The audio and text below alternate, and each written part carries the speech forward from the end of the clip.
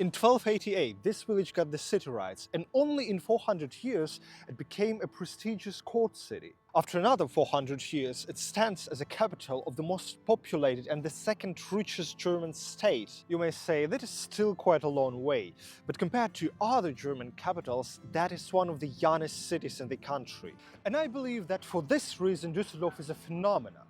It is not old, it was not strong, its golden age was quite short, but now Düsseldorf is a titan of German economy. This situation is quite the opposite to the city of Soest from one of my previous videos, where the powerful medieval member of Hanseatic League and a trading giant in this region now is known to a small circle of natives. And how did this happen? I already told you. So now let's discuss Düsseldorf and see how the city got its place and where exactly is it visible. In two previous videos I discovered the medieval side of Düsseldorf and the city center. But now let us talk about the modern part and about some hidden places not many people know about. Let us actually begin with one of them. Here you can see two churches. On the first plan we have our previous church I've talked about in the second part, and our next church will be located left. And what is so special about this church? I hope you all know about the Crusaders. So this church was a monastery of the Order of the Cross. It was built in 1443, but before this here was a predecessor building. There was a capella dedicated to Mary, a mother of Jesus. Nearby a hospital was built and Crusaders visited it much, so it was given to them exactly in this year of 1443. But later the church was desecrated and it served as a horse stable, tobacco warehouse of the customs authority and ammunition depot. The windows were reconstructed in their original form and even Gothic frescoes may be preserved. During the restoration process, they found a vault where were remains of the first city wall and human bones. Today it serves, of course, completely different purpose. Now it functions as a school church, so you're not really able to go inside. I found this story about the Crusaders quite interesting, but let us move to the other part.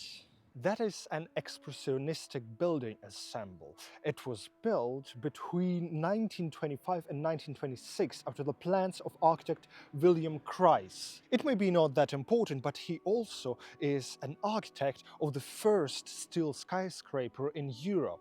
It is called a Wilhelm Marx house, and it is also located in Düsseldorf, in the center of Düsseldorf to be precise. And since then, the Ehrenhof was always a popular place. During the Weimar Republic, it was Germany's largest trade fair. Today, the NRW Forum and the museum called Kunstpalast, that we can translate as an art palace, are located here, and those are two major art museums in Düsseldorf.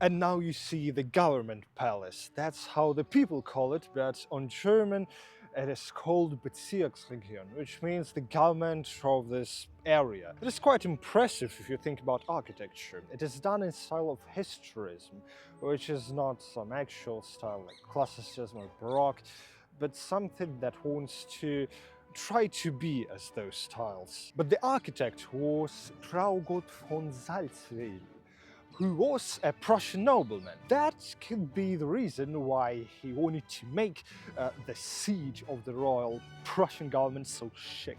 It took quite a time for build. They needed 4 years to complete this structure. And because we're talking about the government, let me tell you about the coat of arms of Düsseldorf. It has some interesting stuff going on here. It is called Bergischer Löwe, which means the Lion of Berg. Berg was the duchy where Düsseldorf was a subject.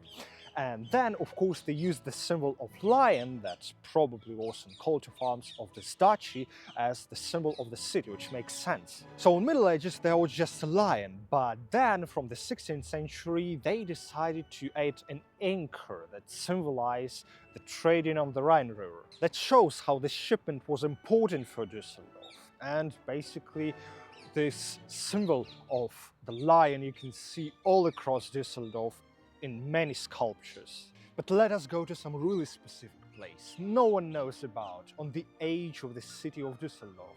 And that is a quite interesting church. Now you see a basilica called St. Margareta, and it looks quite different from all the others, isn't it? The deal is that in 9th century, a Frankish knight called Gerich wanted to donate a monastery here. And the village where the church is located is also named after him, so Gerresheim. And of course, back then it was not a part of Düsseldorf. Medieval cities were quite small, and that's why Düsseldorf was not able to have this city in its area. Everything went well for the monastery until the 919, when Hungarian troops invaded the city and destroyed the monastery. And lots of people need to flee to Köln and exactly to the Church of St. Ursula, where they took with them valuable relics. After everything settled down, they came back to the city and to the place where monastery was destroyed, and they decided to build something new here, exactly on this place. The present basilica was built in 1220 and 1230 in the Rhinish traditional style. That's why it looks so different from all other churches, and yes, this church is technically older than the Düsseldorf as a city. That is also so valuable because it displays the Rhine late Romanesque shapes and colors outside and inside. The church is currently under reconstruction, so I can't really show you the inside of the church.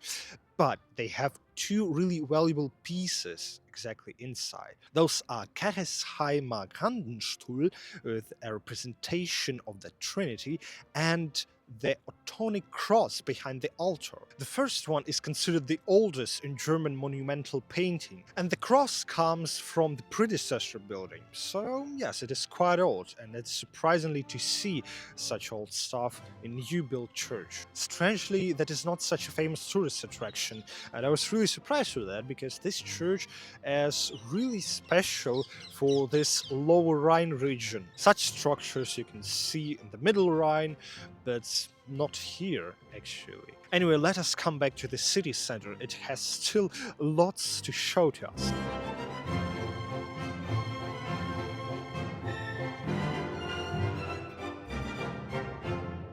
I'm now on Rheinufer Promenade, and it has quite interesting connection to our story, but yeah, a bit later about this. What I wanted to tell you about is this one. It's called Rheinwiesen. And you know, not many cities can boast having meadows at the city center.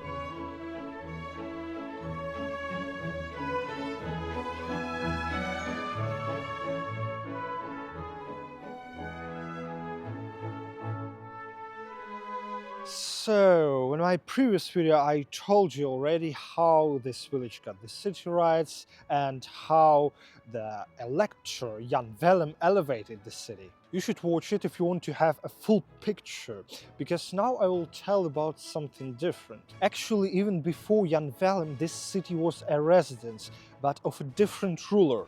In 1380, this was a city in the Duchy of Berg, and the Duke Wilhelm von Berg got a title of Prince of the Holy Roman Empire.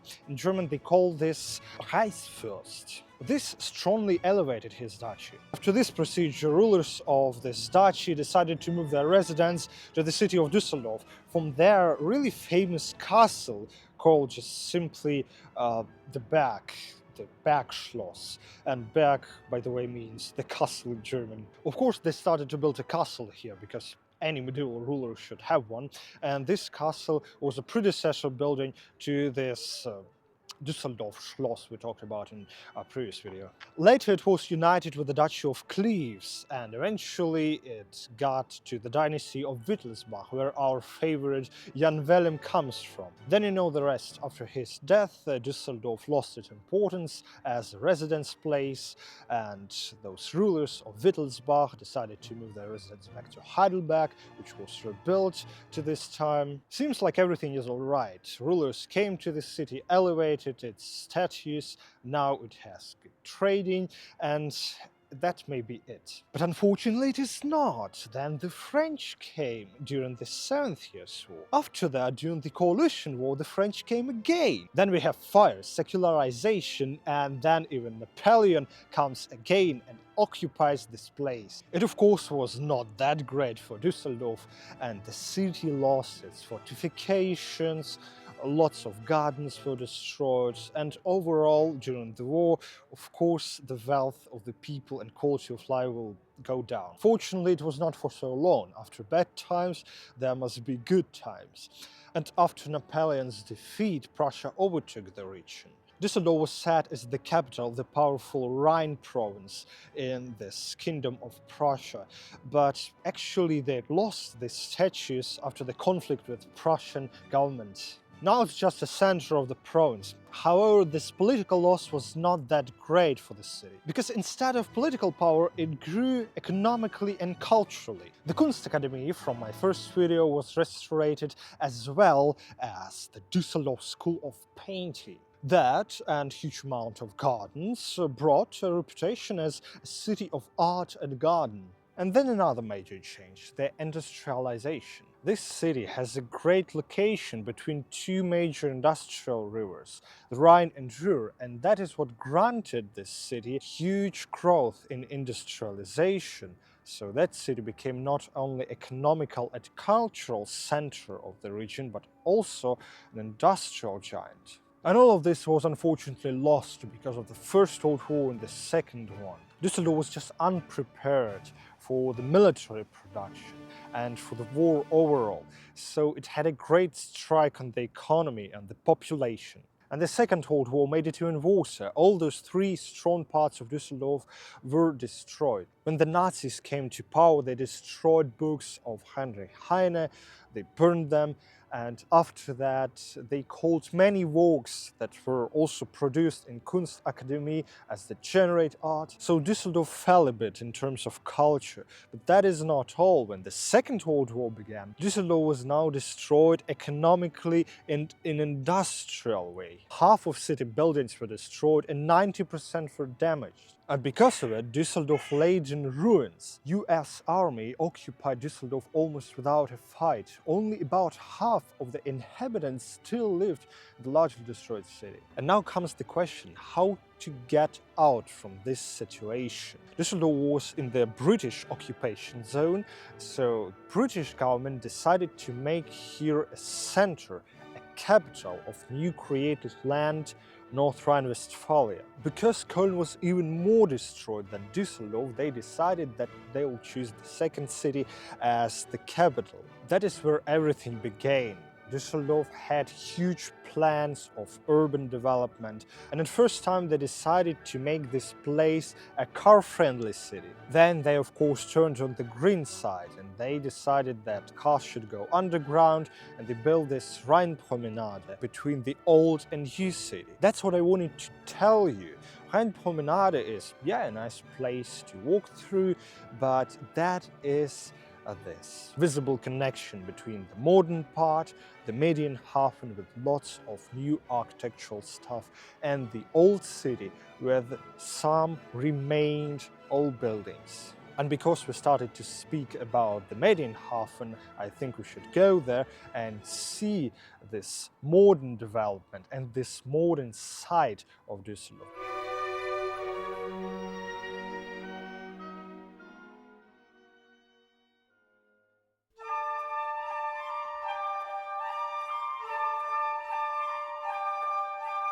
That is called the Stadttor, and that is a funny German joke. If you open Google Maps in any German city, you will see this name, Stadttor, on some medieval gate into this city. And 99% of the time it refers to medieval gates. But this building is a bit funny because Düsseldorf has no preserved medieval gates, and this building looks kind of a gate to the city, so they decided that would be quite funny to name it like this.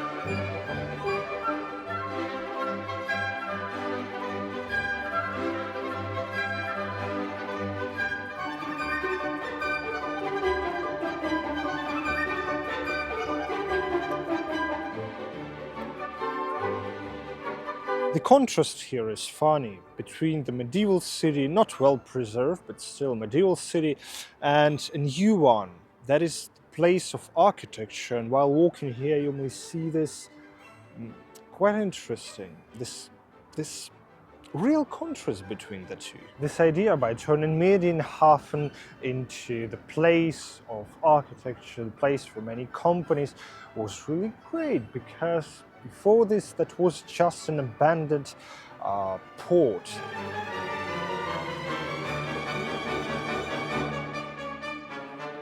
So like I said, that is a former harbor area. It has over 700 companies and world's top restaurants. But the most interesting things are, of course, those buildings by the architect Frank Gehry. They differ in materials, height, expression of shape. Those three sculptural buildings are done from bricks, stainless steel and bright white plasts. I'm still trying to understand what is so special about it, and I watched the interview, we don't have much of them, with the architect. And there are two main things I marked for myself: the movement and the light. Frank Gehry says that those buildings, they are meant to be kind of moving buildings, and you can see this here. They are not stable, they are not just brick boxes. And the special lighting is achievable with different materials which you use here, and that is a great example how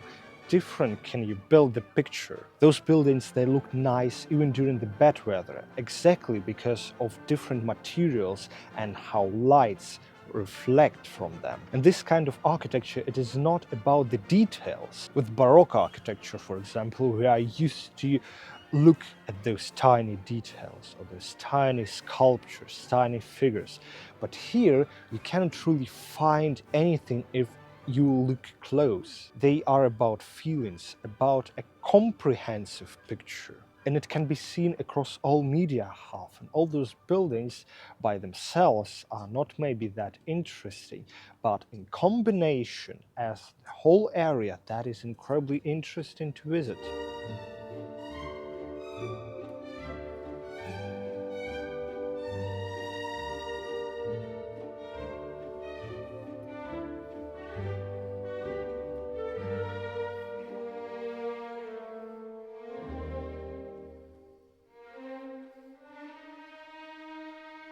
So now we are on the other edge of the city of Düsseldorf, and that is a castle called Schloss Penrath.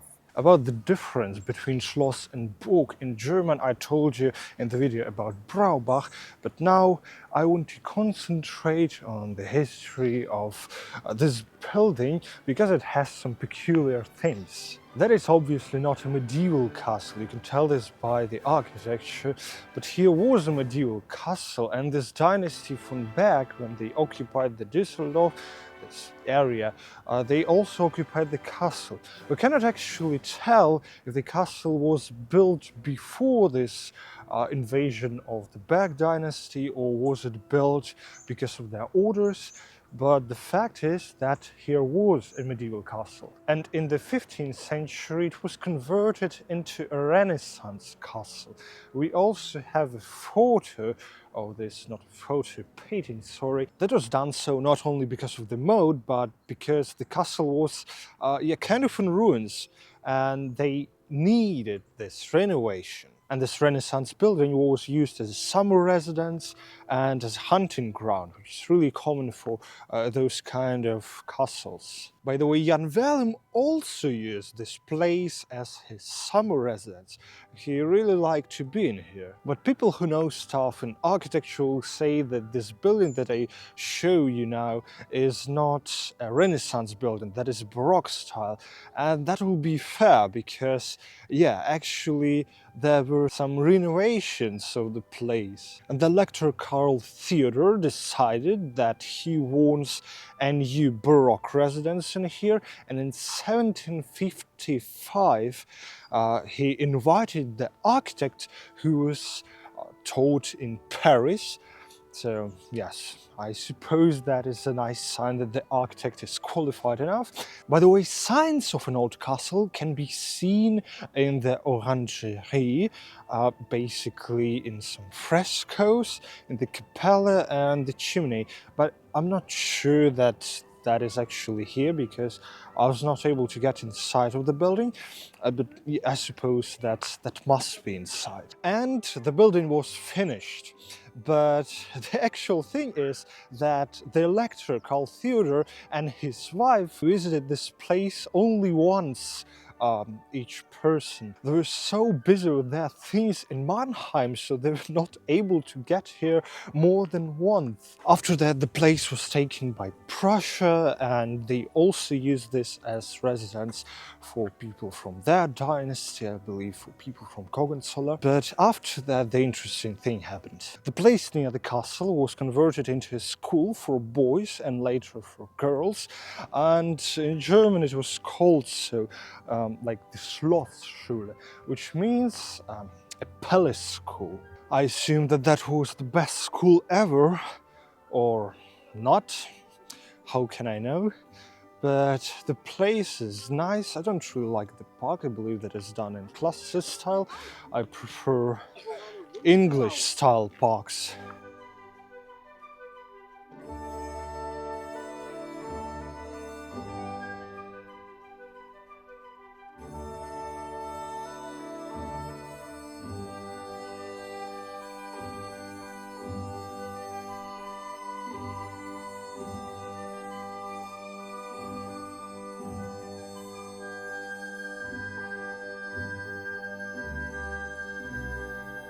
So, Düsseldorf, what conclusion can you make?